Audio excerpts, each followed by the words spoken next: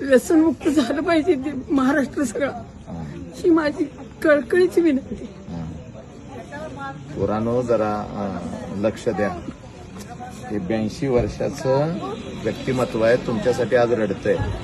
अजून लेकरांची लग्न नाही झाली तरी तुम्ही व्यसन करता, आत्महत्या करता, म्हणून ही आजी रडते.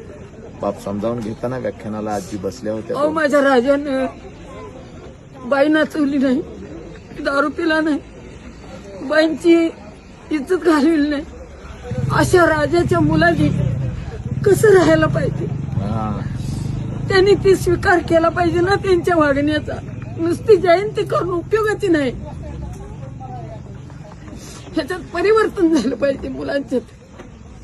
काय बोलू, काय घ्यायचं हे तुम्ही ठरवायचं. आता राजांची जयंती कशी करायची, साजरी जयंती करायची तर त्यांच्या वचनावर हात मारायचा.